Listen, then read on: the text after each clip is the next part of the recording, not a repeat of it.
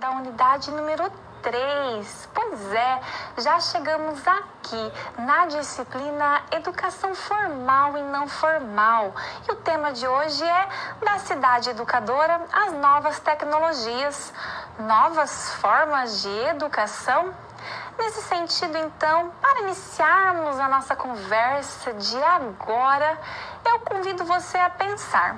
Você acha que o processo educativo de hoje é igual daquele que acontecia décadas atrás? Pois bem, este é um ponto muito importante para pensarmos, justamente porque suscita uma reflexão interessante no que diz respeito às mudanças no processo do ensino e da aprendizagem. Então, é justamente pensando neste questionamento que nós iniciamos a aula de hoje. Mas, vamos nos situar no contexto de hoje? Vejamos no quadro. A aula de hoje, então, se inicia justamente pensando em um cenário bem atual, bem contemporâneo, não é mesmo? As redes sociais. Eu tenho certeza, caro aluno, que você, se não acessa diariamente, conhece alguém que o faça, não é mesmo? Isso acontece porque as redes sociais, elas fazem parte do nosso cenário, não é mesmo? E é justamente pensando nisso que nós vamos conversar um pouquinho hoje. Além disso, vamos olhar para as redes sociais preferidas pelos jovens. Pois bem, caro aluno, é importante nós pensarmos justamente no impacto que as redes sociais têm hoje nas relações, nos processos de desenvolvimento, de aquisição de conhecimento e assim por diante, que se estabelecem nas relações contemporâneas. Todas as pessoas de todas as faixas etárias, obviamente, utilizam muito as redes sociais. Mas eu quero que você pense aqui comigo justamente pensando nas relações que se estabelecem, principalmente entre jovens, associadas às redes sociais. Outro ponto que eu quero que você pense, caro aluno, é justamente no impacto que as redes sociais têm no processo de ensino e aprendizagem. Eu já falei que você pense no impacto porque você já sabe que impacta, não é mesmo? Mas nós vamos pensar justamente de que forma que esse impacto acontece, de que forma que essas relações acontecem, uma vez que elas sim impactam no processo de ensino e aprendizagem. E o que mais que nós vamos ver? Voltamos ao quadro. Vamos ainda dar continuidade observando as TICs. Você já ouviu falar de TICs? O que são as TICs? Nós veremos também no dia de hoje e como elas impactam no que nós consideramos no processo de educação, ok? Veremos ainda as TICs no Brasil, uma vez que nós precisamos ter um olhar específico para o nosso cenário. Veremos ainda a definição de cidade educadora, ou seja, o que é uma cidade educadora e como pensar em cidades educadoras. Então, caro aluno, você percebe que nesta aula, na unidade 3 da disciplina Educação Formal e Não Formal, nós temos um rol, um arsenal de assuntos muito pertinentes e muito importantes para a nossa discussão.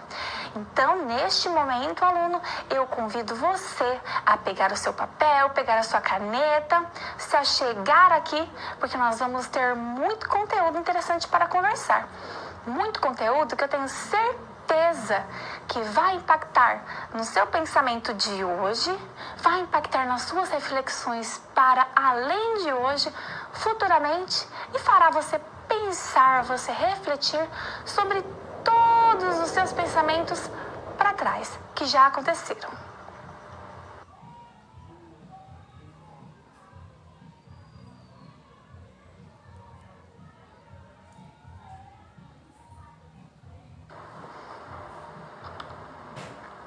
Caro aluno, você acessa redes sociais? Ou melhor, com que frequência você acessa as redes sociais?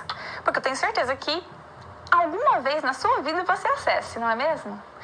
E eu tenho mais uma pergunta. Você acha que todos acessam as redes sociais da mesma maneira? Do mesmo jeito? Com o mesmo tempo? Pois bem, fato é que as redes sociais, elas são e fazem parte do nosso cotidiano. E quando eu estou falando de redes sociais, eu quero que você não pense somente lá nas redes sociais virtuais, né? Naquelas que nós acessamos pelo celular, pelo computador. Eu quero que você pense em redes sociais justamente como o próprio nome originalmente veio. Nas redes de convívio social, também fora do meio cibernético, também fora do meio virtual, ok? Então eu quero que você pense justamente no processo de relacionamento que acontece quando nós pensamos nas redes sociais e quando nós pensamos na forma como nos relacionamos com elas, ok? Vamos ver no quadro? As redes sociais, elas têm características mais ou menos semelhantes entre elas, não é mesmo? No que nós podemos pensar? Que elas possuem estruturas abertas, que possibilitam relacionamentos horizontais e não hierárquicos.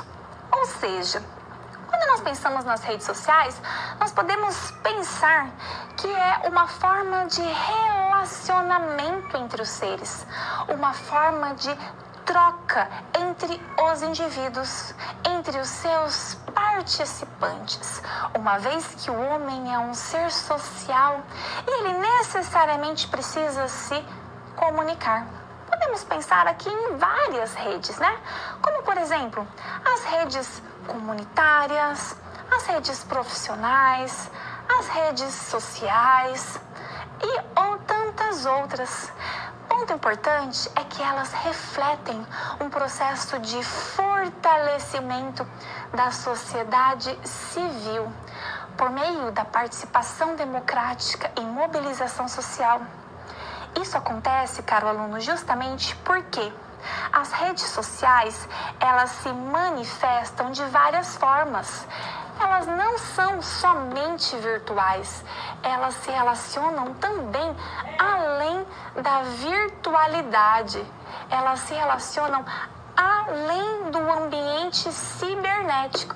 Por isso que nós conseguimos pensar em redes sociais além da virtualidade. E por quê? É porque o homem é um ser social, o homem ele é um ser que precisa de comunicação. Então nós precisamos pensar justamente nessas formas de comunicação, oral e escrita. Uma vez que, caro aluno, esse processo de comunicação, seja ele em ambiente oral, seja ele em ambiente virtual, ele acontece baseado em alguns elementos previamente determinados e que se repetem em quaisquer esferas da comunicação. Quais são eles?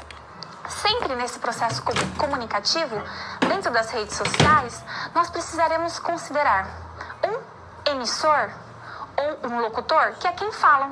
Nesse momento aqui sou eu, né? Sempre haverá também um público, um interlocutor, o receptor daquela comunicação. Isso acontece também nas redes sociais, mesmo que nesse processo de troca isso não ocorra simultaneamente, esse processo aconteça. Por exemplo, aqui, você está aí me ouvindo, você é o meu público, você é o meu interlocutor. Outras características que nós podemos ver são, por exemplo, o ambiente, o meio, o canal pelo qual nós nos comunicamos. Aqui, no caso, é a nossa aula, nossa teleaula. Num diálogo em uma rede social presencial, é ali o ambiente da conversa. Quando nós pensamos nas redes sociais virtuais, pode ser, por exemplo, o Facebook, o Instagram, o WhatsApp, etc. Então essas características, elas permeiam todas as redes sociais a que nós estamos inseridas. É importante, caro aluno, que você perceba justamente que essas relações, elas sofreram alterações ao longo dos tempos.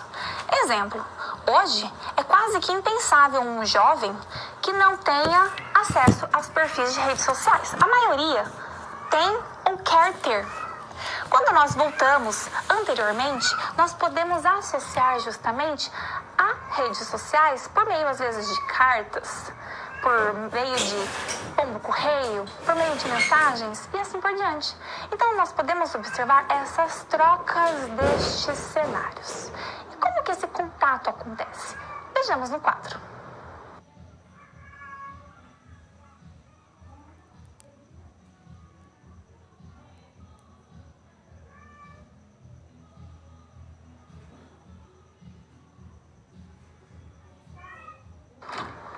Esse contato, essa ideia de exposição excessiva, ela é muito importante, porque o contato com as redes sociais é importante, mas o excesso pode ser prejudicial.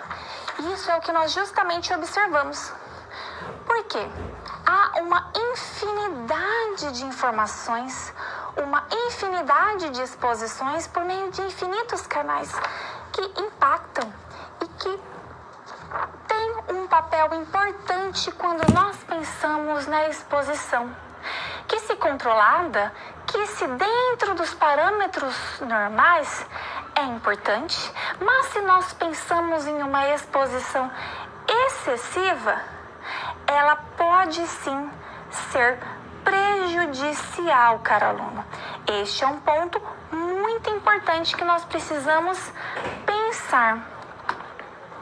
Neste cenário, é importante que nós pensemos no papel do professor frente a esse cenário.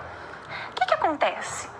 É importante ponderar, é importante que o professor pondere entre pontos positivos e entre pontos negativos. Para tanto, caro aluno, é importante a capacitação e envolvimento constante dos professores, vinculando e analisando justamente os benefícios e os malefícios desse uso. Nesse ponto, caro aluno, eu quero te dizer que nós, enquanto educadores, nós podemos e nós devemos fazer uso das redes sociais, mas nós precisamos analisar, nós precisamos ponderar para fazer uso dessa ferramenta que inegavelmente faz parte do cotidiano dos alunos, inegavelmente faz parte do arsenal de contato dos alunos. Então nós precisamos identificar e fazer uso dessa ferramenta a nosso favor para conseguir alcançar os nossos alunos.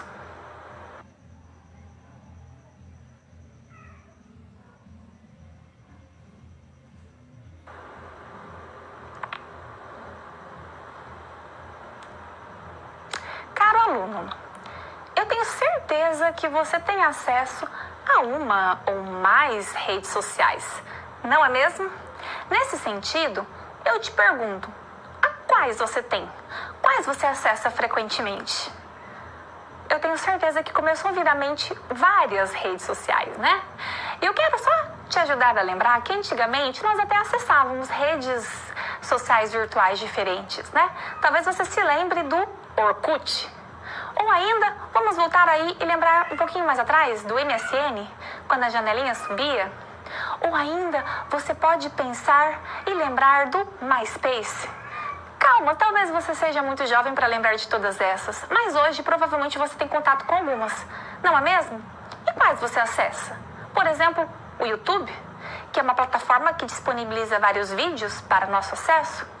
Ou ainda tem uma plataforma que inclusive eu ainda nem acessei, que é o TikTok, que também é uma rede social. Temos tantas outras, né? Como, por exemplo, Foursquare, que se relaciona com o local, ou Tumblr, que se relaciona com fotos, enfim, uma infinidade de redes sociais.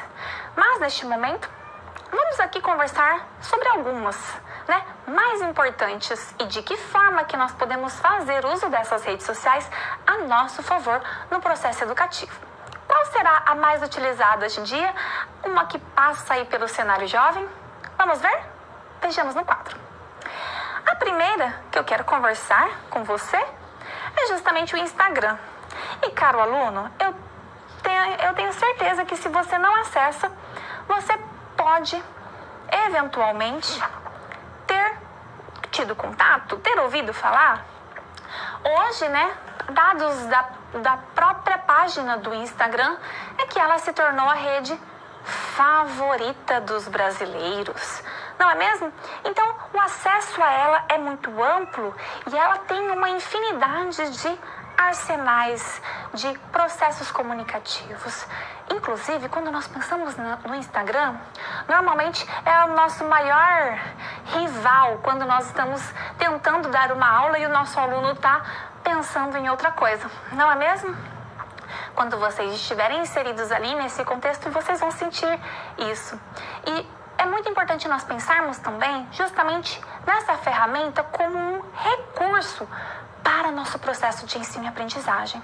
Por que não usar uma rede social para acesso a informações?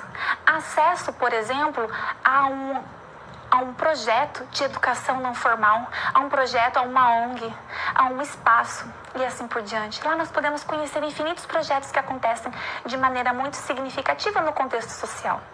Então é importante nós pensarmos isso.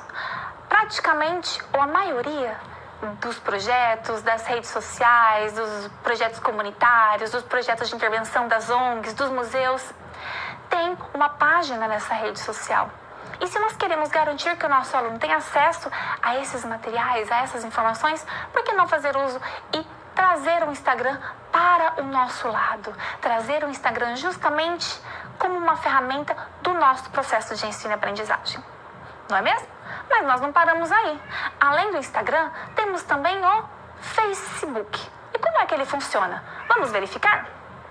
O Facebook foi criado em 2004. Então nós podemos até dizer que o Facebook ele já é um ancião, não é mesmo? Já temos aí um vasto tempo de contato com ele. Inicialmente, ele foi destinado apenas aos estudantes de Harvard. Se você não conhece, Harvard é uma instituição, uma universidade muito famosa nos Estados Unidos.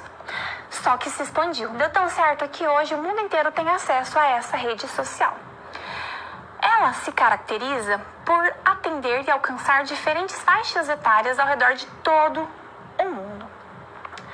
Ela é uma das redes sociais, ou se não a mais popular, e atinge aí diversas faixas etárias e atinge uma infinidade de públicos. E, caro aluno, o Facebook também ele é muito interessante para nós fazermos uso enquanto ferramenta, né? Trazermos como nosso aliado justamente porque ele é uma forma de disseminação de informações. Claro que há muitas informações ali que não são pertinentes, que não são válidas, mas nós podemos fazer uso para o nosso processo. Assim como do Instagram, do Facebook, é possível localizarmos páginas de projetos, páginas de ONGs, páginas de eventos, museus, eventos culturais, assim por diante. Mas por que não fazermos uma página do Facebook com os nossos alunos para disseminar informações? Para fazer ali publicações pertinentes aos conteúdos. Não é mesmo? São pontos muito importantes que nós precisamos pensar. Além disso, o Facebook permite a criação de grupos. Grupos que possibilitam troca de arquivos, trocas de informações, trocas de livros e assim por diante. Então, nós podemos sim fazer uso desta ferramenta para nos ajudar no nosso processo de ensino e aprendizagem. Além do YouTube, nós temos o Twitter. E como o Twitter funciona? Vejamos. O Twitter, ele foi criado ali em 2006. Então, nós também já podemos dizer que temos anos de Twitter, né? O Twitter é uma espécie de mini blog, né?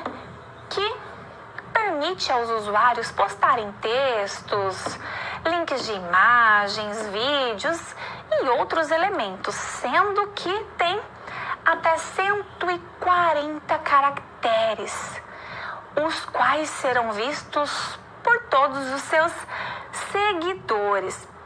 Então é importante que o Twitter ele tem uma característica interessante, que ele permite um acompanhamento quase que em tempo real dos principais eventos do mundo. Além disso, é por meio do Twitter, né, e daqueles rankings que se vê quais são os tópicos mais abordados do mundo. E além disso, nós temos o nosso conhecido WhatsApp, né? O Zap, que permite o envio de vídeos, fotos, áudios de maneira gratuita. Além disso, ele tem a possibilidade de formar grupos de conversa e deixa muitos adolescentes e adultos conectados constantemente. Caro aluno, o WhatsApp ele sempre foi uma ferramenta muito importante nos processos de ensino e aprendizagem, não é mesmo? Pois ele permite uma comunicação muito rápida e muito acessível do mediador com os membros do grupo, os membros de uma sala e assim por diante. Mas, ali no ano de 2020, em todo aquele processo de pandemia, aulas remotas, aulas à distância e assim por diante, o WhatsApp se tornou uma das principais ferramentas que possibilitaram que ali no ano de 2020 fosse possível continuar com o estudo, com o processo de ensino e aprendizagem.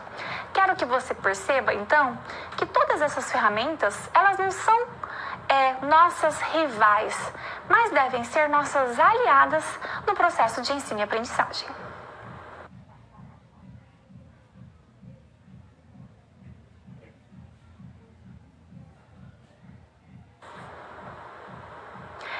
Caro aluno, tenho uma perguntinha para você. Você consegue pensar em sociedade atual, hoje, sem as inovações tecnológicas? Seria possível pensarmos sem esses recursos, sem acesso a um celular, sem acesso à televisão e assim por diante? Difícil pensarmos, não é mesmo? Pois bem, quando nós pensamos em invenções tecnológicas, às vezes, nós pensamos somente em recursos virtuais. Mas é importante destacar que tecnologia não é somente isso. Por exemplo, a escova de dente é uma tecnologia que mudou o mundo, Amamos a escova de dente. Então, esses são recursos que mudaram e que trouxeram benefícios. Vamos ver no quadro. As invenções tecnológicas, elas se relacionam com a evolução do homem.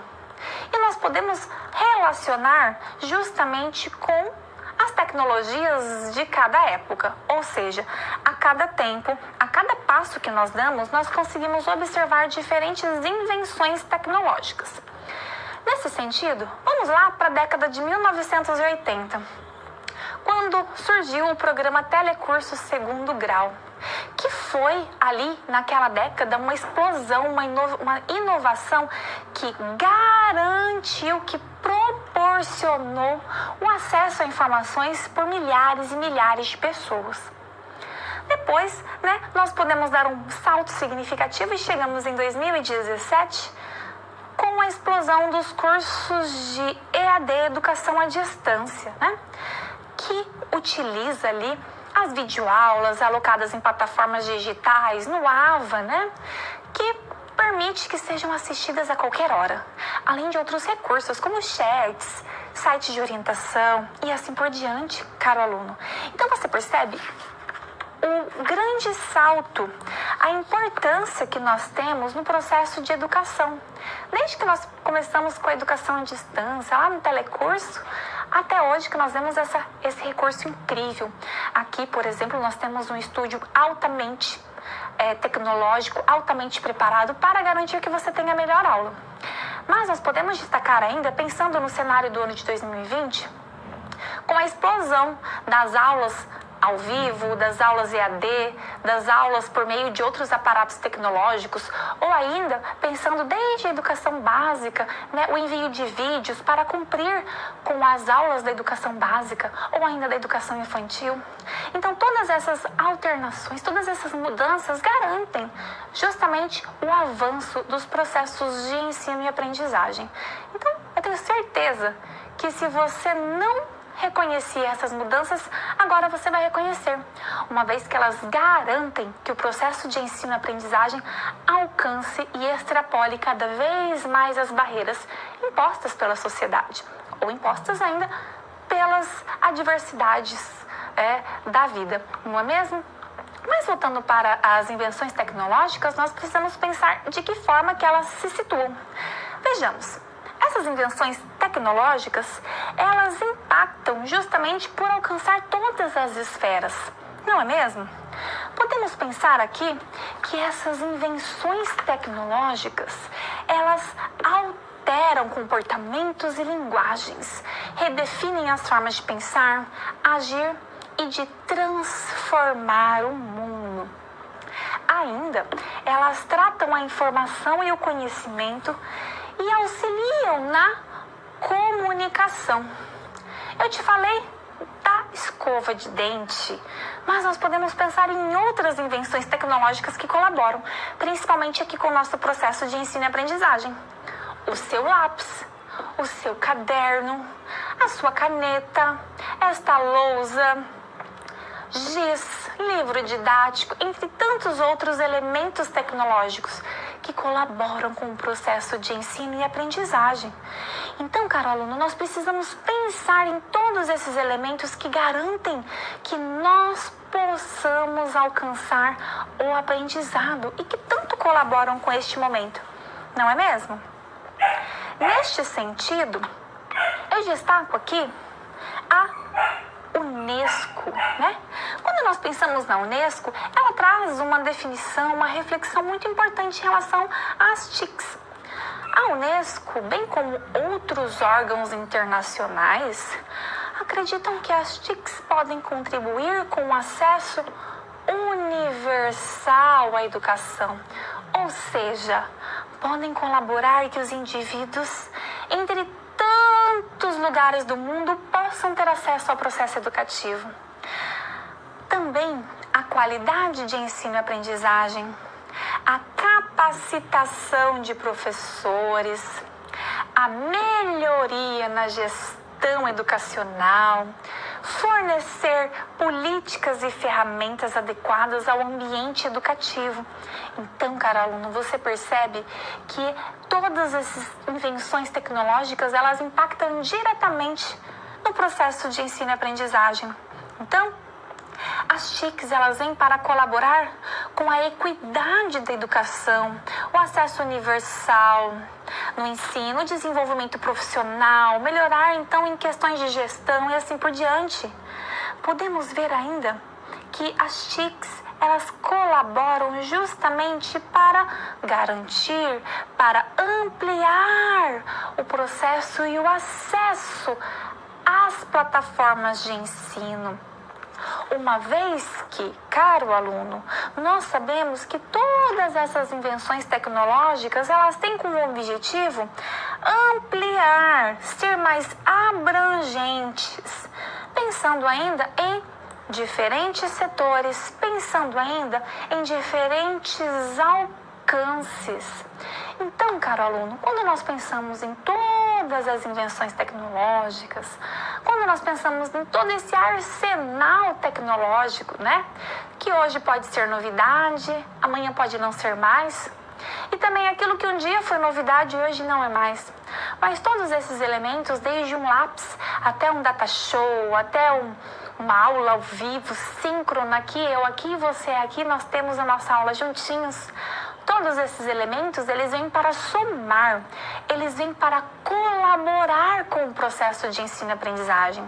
Não mais e nunca mais, eles vêm para combater, para ser opositores a nós, para competir conosco, mas vêm para auxiliar e para agregar ao processo de ensino e aprendizagem.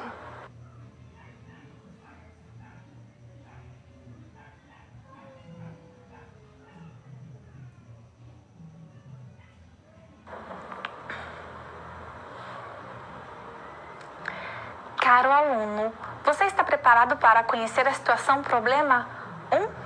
Essa situação problema, ela se relaciona intimamente com a ideia de redes sociais. Vejamos do que se trata. A situação problema 1 diz que um professor do ensino fundamental observa que tem perdido a atenção de seus alunos para quem? Tem perdido a atenção para as redes sociais. Em suas aulas, os alunos se interessam mais em navegar nas redes do que participar das aulas. O professor não quer proibir o uso do celular, mas quer encontrar uma forma de mudar este cenário. Então, caro aluno, essa situação, este cenário, ele é muito comum, não é mesmo? É frequente professores, educadores reclamarem que estão tendo que competir ali com o uso de celulares, uso das redes sociais. Não é mesmo? E este professor aqui, ele está numa situação que ele não quer proibir, ele não quer eliminar o uso das redes sociais, mas ele quer justamente ver o que fazer diante dessa situação. Então, aluno, eu convido você a, neste momento, pensar na sua experiência enquanto aluno, pensar nas suas reflexões enquanto educador e pensar em como nós podemos resolver essa situação, problema. Pense aí e voltamos já já.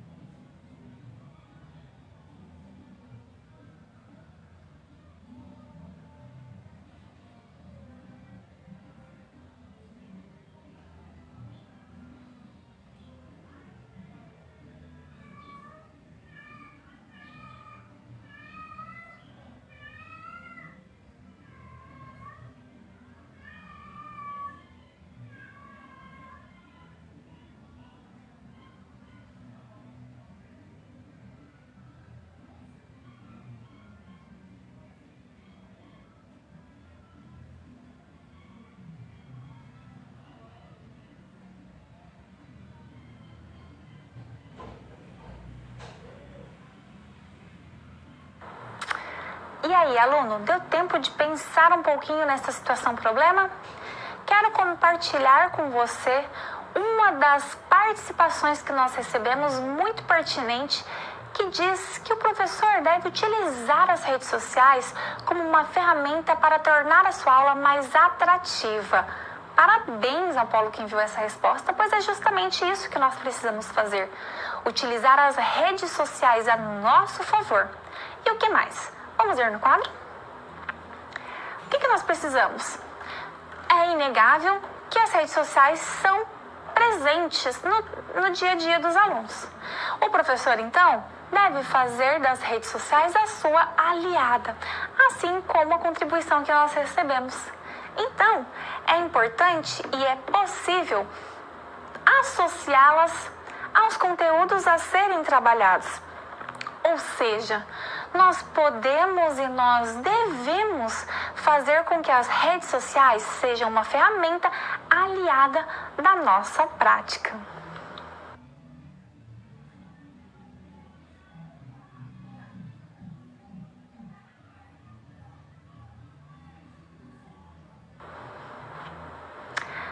aluno, diante deste cenário de tantas indagações acerca das redes sociais e os processos educativos, eu questiono você. O uso das redes sociais é favorável ou desfavorável no processo de ensino e aprendizagem? Importante esse questionamento, não? Então eu vou deixar na telinha para você, pense aí e voltamos já já.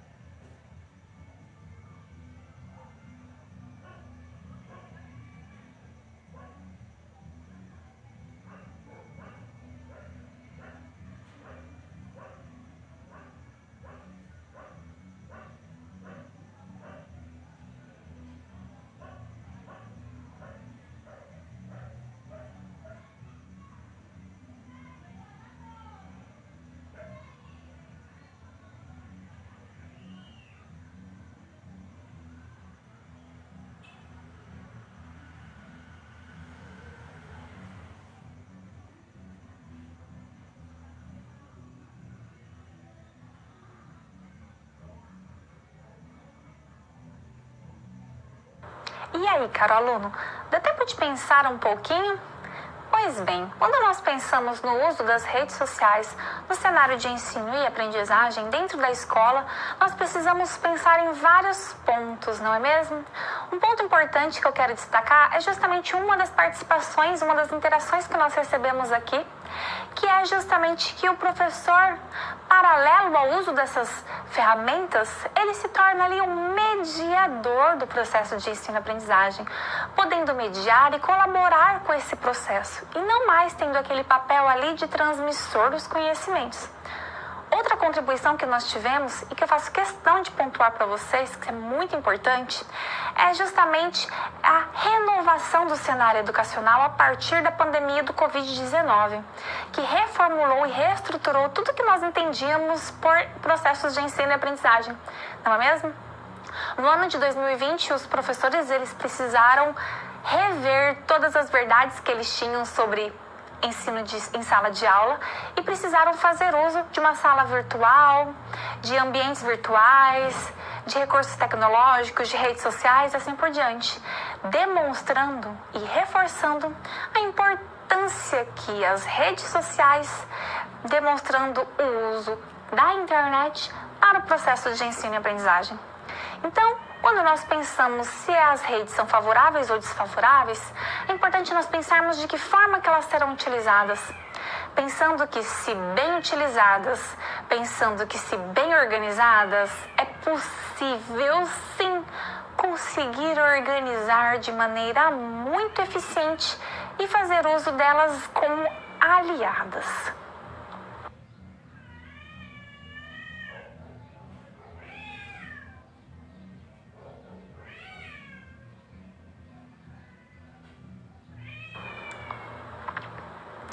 Caro aluno, quando nós pensamos em TICs, nós precisamos primeiramente pensar a que elas se referem, não é mesmo? Podemos pensar nas suas letras principais: tecnologia da informação e comunicação. Um ponto importante que nós precisamos pensar também é de que forma que elas atuam dentro do cenário nacional. Vejamos agora. As TICs, Tecnologia da Informação e Comunicação, elas têm um papel muito importante no processo de ensino e aprendizagem, não é mesmo? Nós podemos verificar que as tecnologias como um todo revolucionaram a história. Elas revolucionaram os processos de ensino e aprendizagem. É importante destacarmos que elas contribuíram com a promoção de mudanças sociais, econômicas, culturais, familiares, entre outras.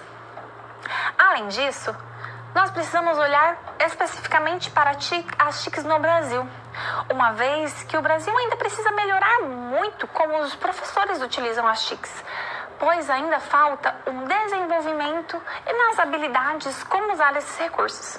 Ok?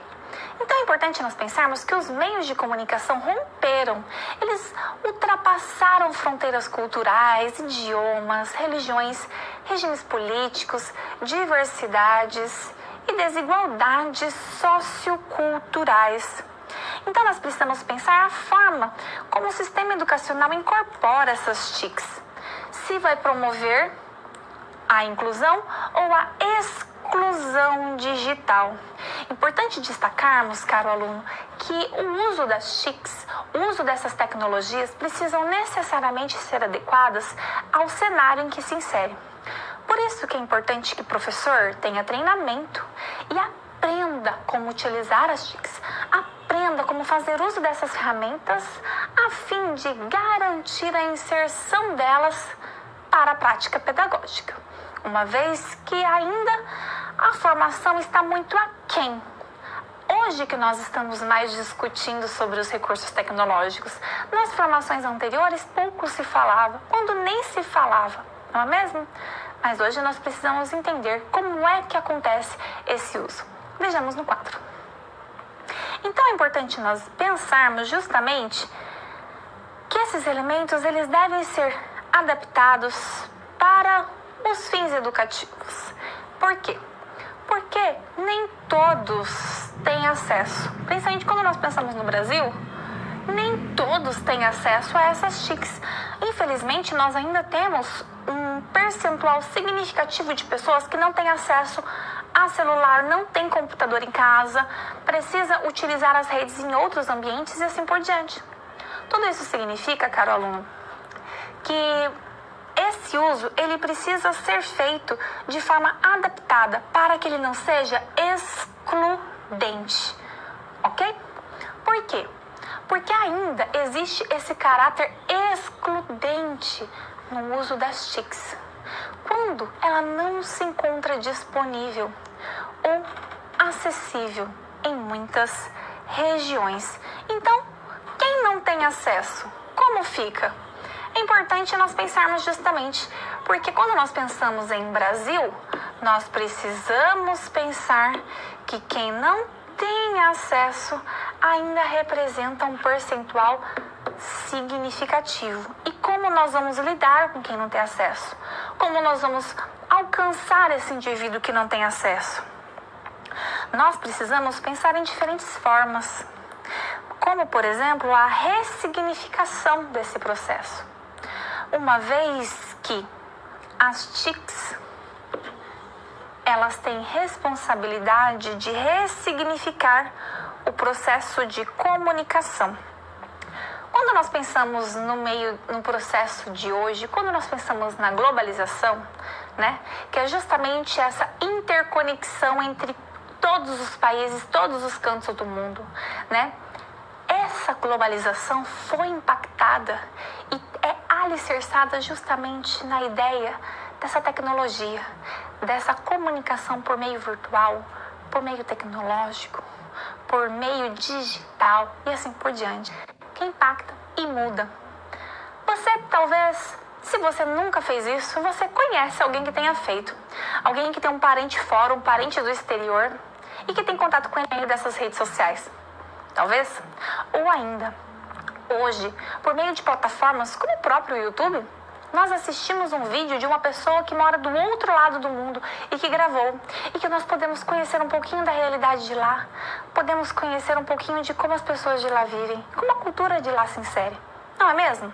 Isso que eu quero que você perceba, isso que eu quero que você pense, caro aluno, que justamente todas essas plataformas, elas revolucionaram o processo de educação e o processo de comunicação.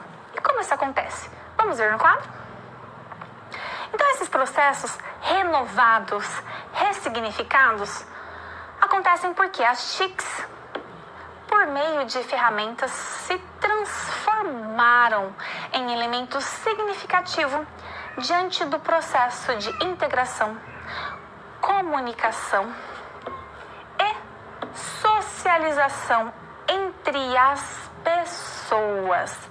Nesse sentido, caro aluno, é como se nós pudéssemos dizer justamente que existe o antes e o depois de todo este processo de globalização, de todo esse processo de comunicação por meio das tecnologias, por meio das redes sociais e das TICs. Não é mesmo? Por que nós podemos dizer isso? Antes, o processo comunicativo ele era lento, ele demorava muito para se concretizar. Então, se, por exemplo, eu quisesse entrar em contato e mandar uma informação para uma pessoa do outro lado do mundo, eu teria que fazer isso por carta.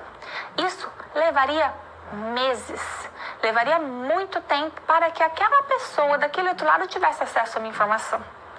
Cenário completamente diferente de hoje, não é mesmo? Pois nós podemos nos comunicar em tempo real com qualquer pessoa em qualquer ponto do mundo.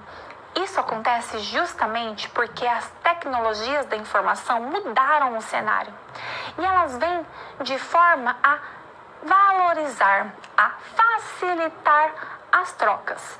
Por exemplo, por meio dessas tecnologias, eu estou aqui e você está aí e nós estamos trocando informações. Eu estou aqui dando a minha aula e você enviando as suas contribuições para que eu possa ter acesso. Isso é tecnologia, isso é o processo de comunicação passando por alterações.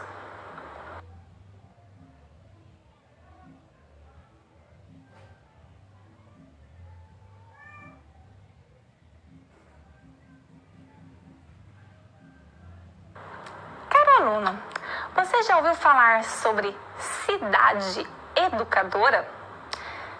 E você saberia me dizer o que é uma cidade educadora?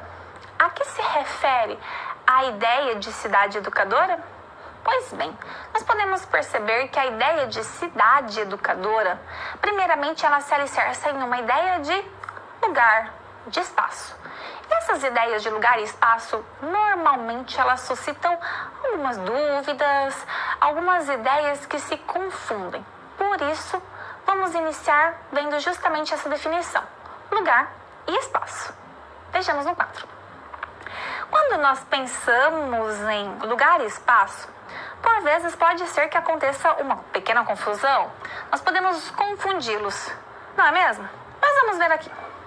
A ideia de lugar, ela se associa à ideia de peça-chave da geografia, que é fundamental para entender os sentimentos espaciais a partir da experiência cotidiana.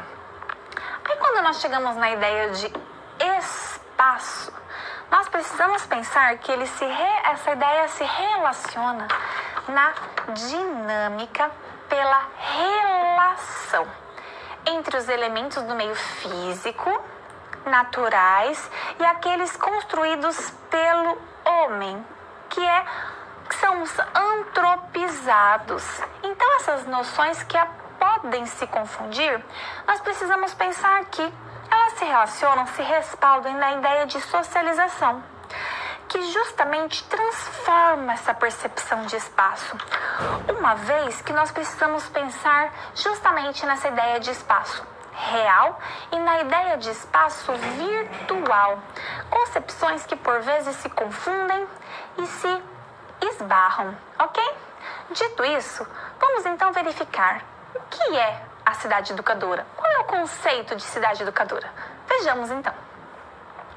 O conceito de cidade educadora, ele se origina, ele se alicerça na defesa do movimento das cidades educadoras, que teve início nos anos de 1990, em Barcelona, na ocasião do primeiro Congresso Internacional das Cidades Educadoras. Então é justamente ali, nesse primeiro congresso realizado em 1990, que se iniciaram as discussões acerca da ideia de cidades educadoras. E o que são? O que nós podemos pensar quando pensamos em cidades educadoras? Trata-se daquela cidade que, para além das suas funções tradicionais, essa cidade reconhece, promove e exerce um papel educador na vida dos sujeitos. Ou seja, essa cidade tem um olhar muito importante para a educação dos sujeitos, dos cidadãos, assumindo como desafio permanente a formação integral dos seus habitantes. Na cidade educadora, as diferentes políticas, espaços, tempos e atores são compreendidos como agentes pedagógicos, capazes de apoiar o desenvolvimento de todo o potencial humano. Então, quando nós pensamos nessas cidades educadoras, nós precisamos pensar que são realmente cidades que têm um olhar todo especial para a educação. Sabemos que é obrigação de todos os municípios, de todos os estados, enfim, dar atenção para o processo educativo, para a formação do cidadão. Mas uma cidade considerada uma cidade educadora, ela tem esse olhar muito incisivo, muito importante, olhando justamente para as formas, para os meios, para as relações que promovem a formação integral do indivíduo, pensando tanto no desenvolvimento de aspectos cognitivos, mas também pensando no desenvolvimento de aspectos sociais, afetivos, entre outros, ok? Mas que cidade é educadora? Qualquer cidade pode ser educadora? Sim, qualquer cidade poderia ser educadora. Ela pode ser educadora, desde que ela tenha este olhar para o processo educativo como ênfase, como importante, como essencial dentro das relações. Ou seja, olha-se para essa cidade, olha-se para os seus sujeitos, olha-se para os seus habitantes, pensando em todas as formas de promover a melhor educação. Mas vejamos mais detalhamentos no quadro. A cidade educadora, então, para ser considerada uma cidade educadora, ela precisa promover e desenvolver o protagonismo de todos os agentes sociais, dos mais velhos aos mais novos, buscando um novo direito, que é o próprio direito à cidade educadora. Nós sabemos que está na Constituição Federal o direito à educação, não é mesmo? O acesso e a permanência à escola. No entanto, a cidade educadora, ela tem esse objetivo de forma mais evidente, buscando a emancipação, buscando a autonomia do indivíduo. Então, todos os esforços dentro dessa cidade educadora, todos os olhares dentro dessa escola educadora, se direcionam justamente para formar um indivíduo autônomo, para formar um indivíduo que seja capaz de ser reflexivo, que seja capaz de entender e de pensar nas relações que se estabelecem na sociedade e ainda pensar na forma como esse indivíduo pode se tornar um indivíduo autônomo, um indivíduo dentro da sociedade que atua de maneira ativa, que atua de maneira reflexiva e crítica. Então, caro aluno, a cidade educadora é uma cidade que nós podemos olhar justamente como um modelo a ser seguido.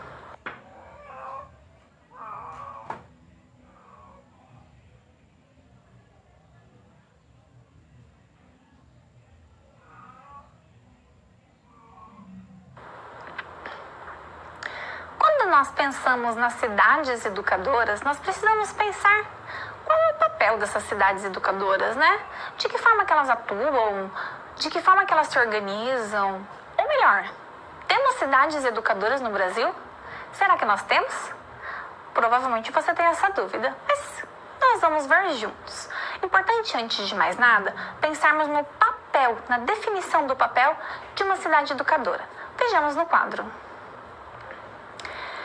A cidade educadora tem como principal eixo, principal papel, pensar na formação cidadã, ou seja, pensar na formação do indivíduo como cidadão. Então, a cidade educadora, além dessas suas funções tradicionais, as funções que toda cidade tem, ela busca formas de promover o quê? A formação integral do indivíduo. Quando nós pensamos na formação integral, nós precisamos pensar justamente em possibilitar que esse indivíduo tenha uma formação em outros vieses, além dos vieses cognitivos. Mas pensar justamente que esse indivíduo ele tem um desenvolvimento em aspectos afetivos, críticos, reflexivos, etc. Não é mesmo? Então nós precisamos pensar que se trata de uma formação como um todo do indivíduo, permitindo que ele atue como um cidadão crítico, um cidadão autônomo dentro da sociedade. Nesse sentido, nós precisamos pensar de que forma que nós podemos levá-los a isso, de que forma nós podemos alcançar esses indivíduos. Vejamos no quadro. Nós podemos alcançar esses indivíduos como, por exemplo, em ambientes de educação não formal, ou o que nós podemos chamar de outros espaços educativos, né? E por que nós podemos pensar isso?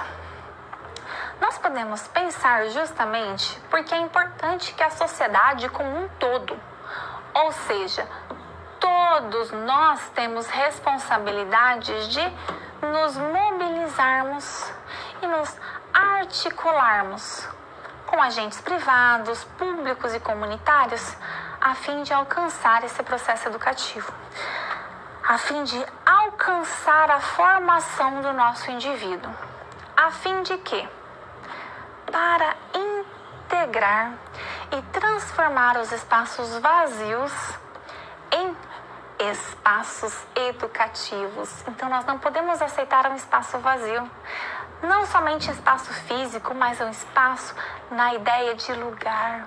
Esse espaço vazio, nós precisamos transformá-lo em espaços educativos, em espaços de cultura, em espaços de formação coletiva, respeitando a acessibilidade e o cuidado com a infraestrutura pública, entre outros. Então, nós precisamos pensar justamente nesses espaços de formação para promover a cidadania plena e educativa. Ou seja, nós precisamos pensar nesses ambientes não formais, ou seja, pensar nesses ambientes fora do muro da escola. Centros comunitários, ONGs, projetos. Podemos pensar no museu, numa igreja, numa pastoral da igreja. Enfim, nós podemos pensar numa infinidade de ambientes que nós possamos fazer uso justamente para promover promover o processo de ensino e aprendizagem. Ou seja, faremos uso de todos esses ambientes para garantir a formação do indivíduo no sentido integral.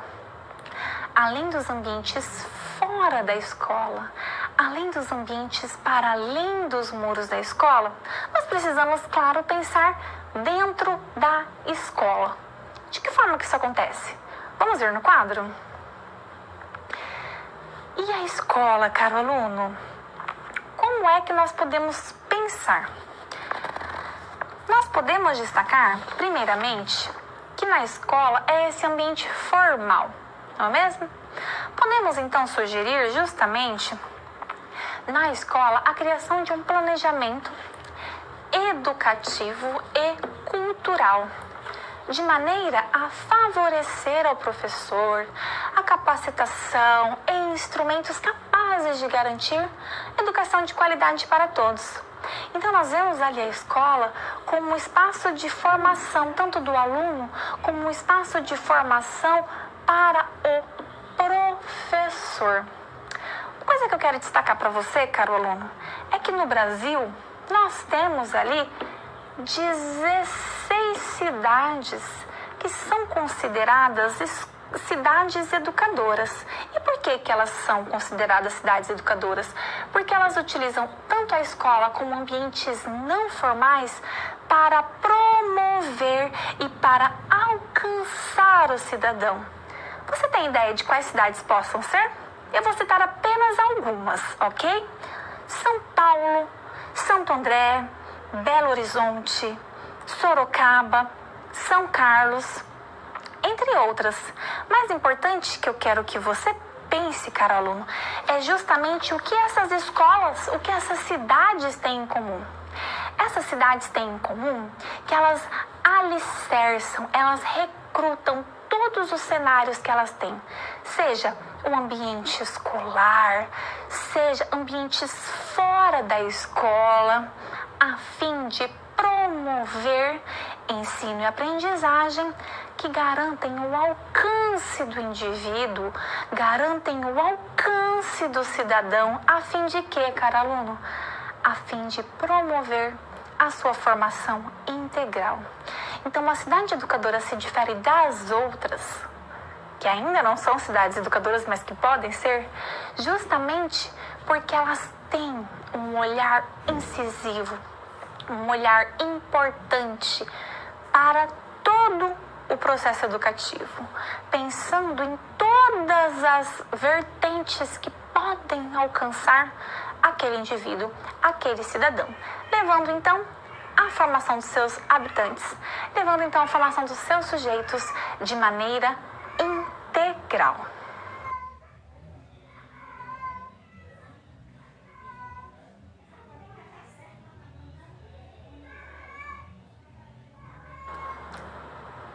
Caro aluno, está preparado para a situação problema de número 2? Vamos ver no quadro? Problematizando a situação problema 2. Sabendo da importância em inserir as TICs no processo de ensino e aprendizagem, um professor do ensino fundamental encontra-se preocupado, pois sabe que nem todos seus alunos têm acesso. Então, o que acontece? O professor, ele quer utilizar recursos tecnológicos, mas ele sabe que nem todos os seus alunos têm acesso. Como ele pode lidar com essa situação? Essa situação problema ela é muito importante porque ela pode acontecer de norte a sul do país. É muito comum, não é mesmo? Então, nós precisamos pensar nesse cenário, pois o professor quer fazer uso, mas nem todos os alunos têm. Como ele pode ajudar? Como ele pode lidar com essa situação? Então, eu convido você, aluno, a pensar, refletir um pouquinho e enviar as suas contribuições. Vamos ajudar este professor. Voltamos já já.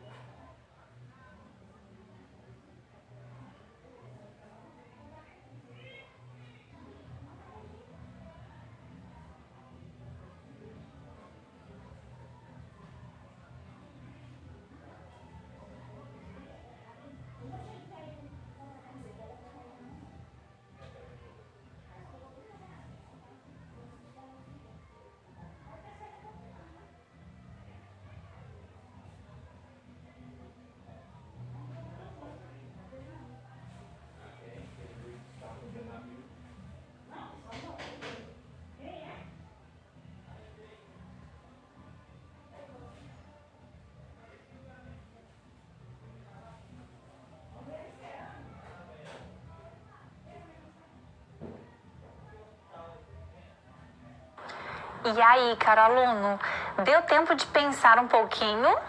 Eu espero que sim. Então vamos ver a resposta no quadro?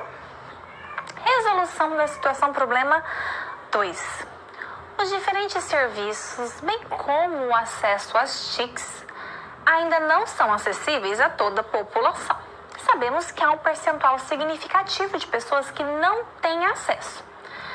A familiarização com as TICs ainda pode ser considerada, então, um processo excludente. O professor deve, na medida do possível, apresentar as TICs aos seus alunos e ainda ensiná-los a utilizar. Então, o que acontece, caro aluno? Primeiramente, é claro que o professor deve conhecer as TICs, não é mesmo? Primeiramente, ele deve fazer uso, conhecer, por meio de capacitações, por meio de cursos e assim por diante. Mas, então, depois que ele já domina o seu uso, depois que ele já sabe como utilizar, ele vai então ali alcançar e levar à sala de aula. Como ele vai fazer isso? Ele pode, primeiramente, apresentar essas ferramentas aos alunos, uma vez que aquele que conhece vai poder ter acesso e ainda aquele que não conhece também poderá ter acesso, ok? Então é importante que ele tente acessibilizar, garantir o acesso para todos os seus alunos, desde aqueles que já têm acesso até aqueles que não têm. E assim, pouco a pouco, ir inserindo as práticas por meio das TICs.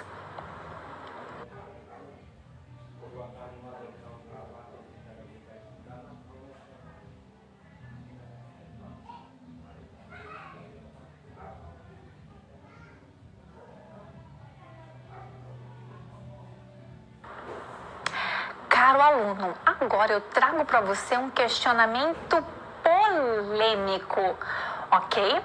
A inserção, o uso das TICs, dessas tecnologias, é favorável ou é desfavorável? O que você acha? Neste momento, então, eu quero que você pense em todas as práticas do processo de ensino e aprendizagem e pense, é favorável ou não? E justifique a sua resposta. Aguardo a sua contribuição. Voltamos já já.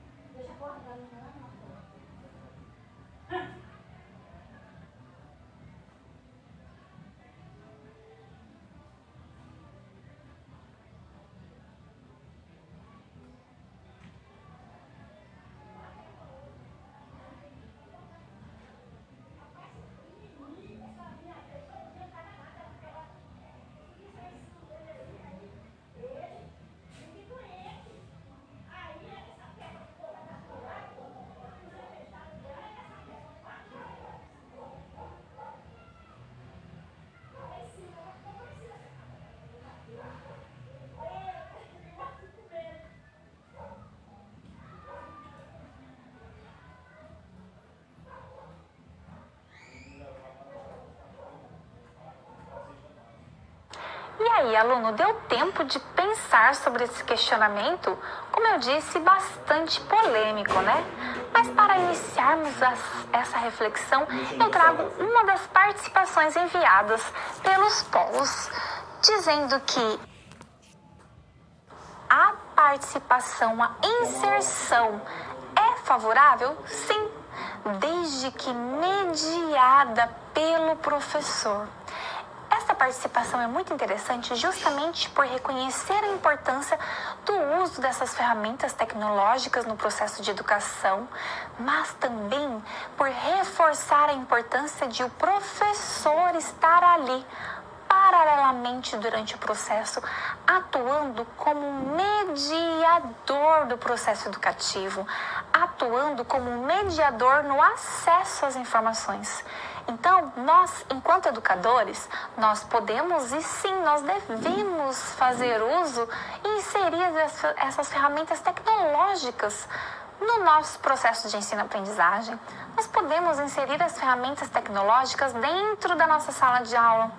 No entanto, é claro que, pensando no uso comedido, ou seja, no uso dentro de um momento que seja pertinente e adequado, sendo uma ferramenta, sendo um aliado do processo educativo e não apenas ele, ou seja, e não que esta ferramenta seja um único auxílio, um único emprego dentro daquele cenário.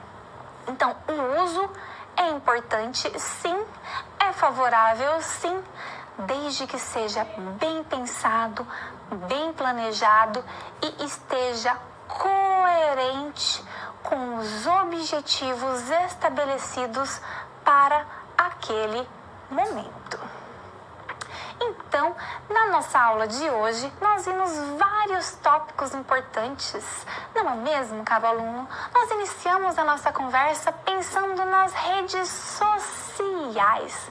Pois bem, nas redes sociais, dentro de um cenário virtual, mas não somente nisso, porque as redes sociais, elas também se estabelecem fora do ambiente virtual, fora do ambiente cibernético, não é mesmo? E nós vimos isso. Vimos também que as redes sociais, elas estão cada vez ganhando mais espaço dentro do cenário educativo, dentro e fora das escolas. E se nós estamos vendo isso, se nós estamos vendo que os jovens e de todas as faixas etárias estão cada vez utilizando mais as redes sociais, como que nós vamos lidar com isso? Vamos apenas abominar, apenas criticar e condenar o uso delas? Ou nós vamos trazer como nossas aliadas, trazer para nosso lado e pensar, posso fazer uso dessas ferramentas para promover e facilitar o meu processo de ensino e aprendizagem? Essa opção é a mais adequada, é a mais pertinente, pois nós precisamos fazer uso sempre das ferramentas disponíveis, entre elas as ferramentas tecnológicas, as redes sociais, considerando as mais variadas, não é mesmo? Citamos aí algumas, como o Instagram, o Facebook, o próprio YouTube, etc. Mas nós temos um infinito arsenal um inventário amplo de redes sociais que nós podemos fazer uso dentro do processo de ensino e aprendizagem. E o que mais que nós vimos hoje? Vamos ver no quadro? Vimos também a importância das TICs, pensando justamente nas TICs também no Brasil. Ou seja, vimos ali justamente como é que essas tecnologias da informação e da comunicação atuam e estão inseridas dentro do nosso cenário nacional. Um ponto que eu quero relembrar com você, aluno, é justamente que o professor, por vezes, não tem formação, não tem habilidade para lidar com essas ferramentas tecnológicas, não é mesmo? Então, antes de levar para a sala de aula, antes de levar para o processo de ensino e aprendizagem, o professor precisa se apropriar dessas ferramentas, entender como funciona e ainda entender quais são os seus benefícios e os seus malefícios, sabendo que existem ambos, não é mesmo, aluno? Pensando em todas essas estratégias, nós vimos um pouquinho acerca das cidades educadoras. Talvez, antes dessa aula, muitos de vocês possam nem ter ouvido falar sobre cidade educadora. Pois bem, são justamente essas cidades, esses locais que se voltam, que se concentram todas as suas energias pensando no desenvolvimento do seu indivíduo, pensando no desenvolvimento do sujeito, considerando a sua formação integral, ou seja, pensando na emancipação do indivíduo, considerando a sua formação em todos os vieses, desde o aspecto cognitivo, mas pensando também no seu desenvolvimento emocional, no seu desenvolvimento artístico, no seu desenvolvimento cultural, etc., etc., etc. Qualquer cidade pode ser educadora? Sim, desde que ela se atente, ela se ocupe e ela comece a pensar justamente em alcançar o seu indivíduo, em alcançar o seu habitante de todas as formas, garantindo assim a promoção da educação integral, da formação integral do indivíduo. Caro aluno, a aula de hoje foi muito interessante, não é mesmo? Vimos vários tópicos importantes. Então, neste momento, eu quero parabenizar você que está aqui comigo até agora, até o final dessa aula e participou, enviou a sua contribuição e participou dessa aula, trocando e aprendendo aqui comigo. Eu espero te ver na nossa próxima aula. Um abraço e até mais. Tchau, tchau.